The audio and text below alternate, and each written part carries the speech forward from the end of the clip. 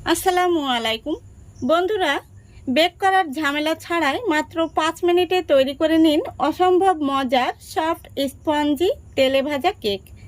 এই কেকগুলো বানানো খুব সহজেই হয়ে যায়, আর একবার দেখলে আপনারা যে কেউ বানিয়ে নিতে পারবেন। বাচ্চা থেকে বড় সবাই খুবই পছন্দ করবে, আর একটি ডিম দিয়েই কিন্তু এই কেকগুলো বানিয়ে নিতে পারবেন। তো চলুন প্রথম থেকে শেষ পর্যন্ত রেসিপিটা দেখতে থাকুন, আশা করছি আপনাদের খুবই ভালো লাগবে। তো দেখুন, প্রথমে এখানে আমি একটি মিক্সিং বোল নিয়েছি। এবার নিয়ে নিচ্ছি একটি ডিম।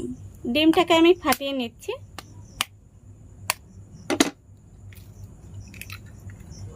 তারপরে দিয়ে দিচ্ছি স্বাদ মতো লবণ।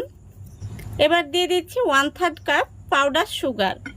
আপনারা চাইলে গোটা চিনিও ব্যবহার করতে পারেন, এতে করে চিনিটা গলতে একটু সময় লাগবে। এবার এই ডিম, চিনি আর লবণটাকে আমি একটি হ্যান্ড উইচ দিয়ে খুব ভালো করে ফেটে নেব। দেখুন, খুব ভালো করে আমি ডিম, চিনি, লবণটাকে ফেটে নিয়েছি। একটি ক্রিমের মতো তৈরি হয়েছে। এখন আমি এর মধ্যে দিয়ে দেব 1 টেবিল চামচ মতো সাদা তেল। তারপরে দিয়ে দিচ্ছি কয়েক ফোঁটা ভ্যানিলা এসেন্স। আবারও আমি খুব ভালো করে মিশিয়ে নিচ্ছি। আপনাদের হাতের কাছে ভ্যানিলা এসেন্স না থাকলে সামান্য পরিমাণে এলাচের গুঁড়ো দিয়ে দেবেন। দেখুন, খুব ভালো করে মেশানো হয়ে গেছে। এখন আমি এর মধ্যে দিয়ে দেব 1/2 কাপ ময়দা। ময়দাটা আমি আগে থেকে চেলে নিয়েছি। তারপরে দিয়ে দিচ্ছি 1/3 কাপ গুঁড়ো দুধ। এই গুঁড়ো দুধটা দেওয়ার কারণে কেকগুলো খেতে কিন্তু ভীষণ সুস্বাদু হবে। এবার সবশেষে দিয়ে দিচ্ছি বেকিং পাউডার। এখানে আমি 1/2 টিস্পুনের অর্ধেক বেকিং পাউডার দিয়ে দিলাম। এখানে বেকিং সোডা দেবেন না। এবার খুব ভালো করে আমি আবারও হ্যান্ড উইচ দিয়ে মিশিয়ে নিচ্ছি। দেখুন, ডোটা কিন্তু আমাদের তৈরি হয়ে গেছে, আর ডোটা এরকম স্টিকি তৈরি হবে। এখন আমি এইভাবে ডোটাকে ঢাকা দিয়ে রেস্টে রেখে দেব 5 মিনিটের জন্য। ফিরে আসছি 5 মিনিট পর। দেখুন বন্ধুরা, 5 মিনিট হয়ে গেছে। এখন হাতে আমি একটু সাদা তেল মেখে নেব। তেলটা হাতে একটু বেশি পরিমাণে মেখে নিতে হবে, নইলে কিন্তু এর ডোটা লেগে যেতে পারে। দেখুন, আমি এখন এরকম গোল গোল বলের শেপ দিয়ে নেব। তো এরকম করে গোল গোল বলের শেপ দিয়ে সঙ্গে সঙ্গে তেলের মধ্যে দিয়ে দিতে হবে। তো আমি আগে থেকে কিন্তু কড়াইতে তেল গরম হতে বসিয়ে দিয়েছি, আর গ্যাসের ফ্লেমটা একদম লো ফ্লেমে রেখেছি। তো দেখুন বন্ধুরা, তেলটাকে আমি হালকা গরম করে নিয়েছি, আর গ্যাসের ফ্লেমটা একদম লো ফ্লেমে রেখে আমি এইভাবে দিয়ে দিচ্ছি।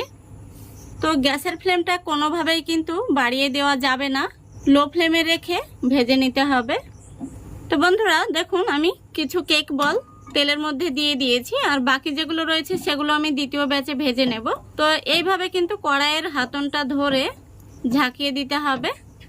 প্রথমত হাতা বা খুন্তি লাগানো যাবে না, এইভাবে একটু ঝাঁকিয়ে দিলেই কেকের বলগুলো খুব সহজেই নাড়াচাড়া করতে পারবে।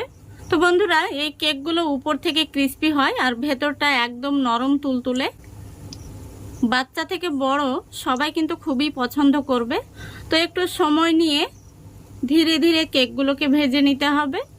দেখুন, কিছুক্ষণ পর আমি কেকের বলগুলোকে একটি কাঠি দিয়ে নাড়িয়ে দিচ্ছি। তো এইভাবে নাড়াচাড়া করলে কিন্তু কেকগুলোতে খুব সুন্দরভাবে কালার আসবে, আর কেকগুলো খুব সুন্দরভাবে কিন্তু ভাজা হবে। তো বন্ধুরা, এই কেকগুলো উপর থেকে ক্রিস্পি হয় আর ভেতরটা নরম, খেতে ভীষণ মজার। আপনারা একবার হলেও বাড়িতে বানিয়ে দেখবেন। দেখুন, কেকগুলো ভাজা হয়ে গেছে আর খুব সুন্দর একটি কালার চলে এসেছে।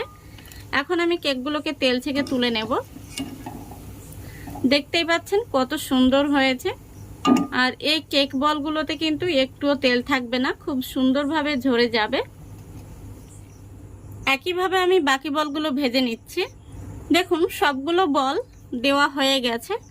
আবারও আমি কড়াইয়ের হাতনটা ধরে একটু ঝাঁকিয়ে দিচ্ছি। তো সেম প্রসেসে আমি এই কেকগুলোকেও ভেজে নেব। দেখুন বন্ধুরা, সবগুলো কেক ভাজা হয়ে গেছে, আর খুব সুন্দর একটি কিন্তু কালার এসেছে। এখন আমি তেল থেকে কেকগুলোকে তুলে নিচ্ছি। দেখুন কত সুন্দর হয়েছে। দেখুন বন্ধুরা, কেকগুলো ভাজার পরে দেখতে কত সুন্দর হয়েছে। এই দেখুন, দারুণ হয়েছে। আমি একটা কেক আপনাদের ভেঙেও দেখিয়ে দিচ্ছি। কেকগুলো উপর থেকে কিন্তু মুচমুচে হয়, আর ভেতরটা দেখুন একদম সফট। আমি আরও একটি কেক আপনাদের ভেঙে দেখিয়ে দিচ্ছি।